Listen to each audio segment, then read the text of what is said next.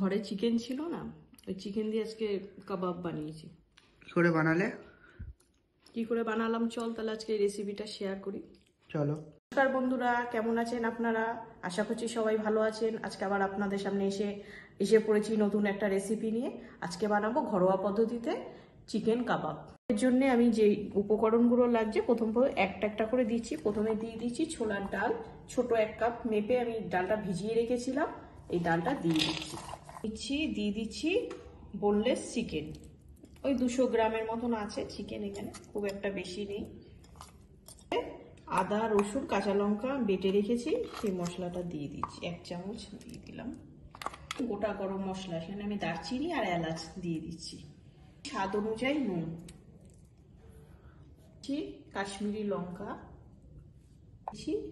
একটুখানি স্বাদ দেবো জিরের গুঁড়ো, আর দেবো কুচনো পেঁয়াজ।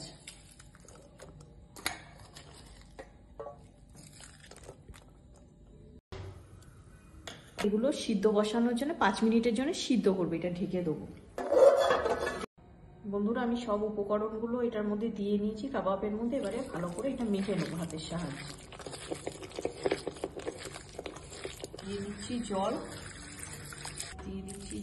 জল দিয়ে এবার গ্যাসে এই দেখুন বন্ধুরা, জলটা আমি যে জলটা দিয়ে সিদ্ধ করতে বসেছিলাম, জলটা সব টেনে নিয়েছে আর সব সিদ্ধ হয়ে গেছে। ডালও সিদ্ধ হয়ে গেছে আর মাংস সিদ্ধ হয়ে গেছে, চিকেনটাও সিদ্ধ হয়ে গেছে। এবার আমি নামিয়ে নেব। গোটা গরম মশলাটা দিয়েছিলাম, এটা এবার ফেলে দেবো এখানে।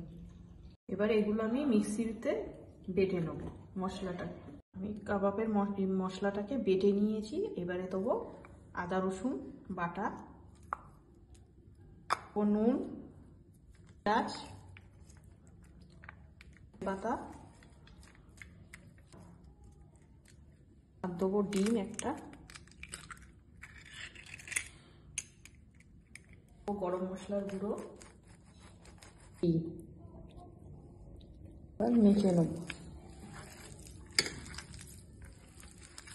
এই দেখুন মাখা মাখা হয়ে গেছে, একটু কাদা কাদা লাগছে হাতের মধ্যে, তখন একটু বেডগ্রাম, আপনারা বাড়িতে বেডগ্রাম না থাকলে বিস্কুটের গুঁড়োও দিতে পারেন, টোস্ট বিস্কুটের গুঁড়ো দিয়ে দিতে পারেন।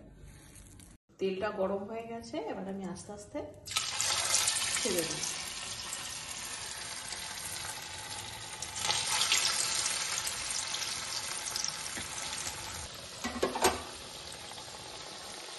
বন্ধুরা, আমার ঘরোয়া পদ্ধতিতে চিকেন কাবাবটা তৈরি করেছি।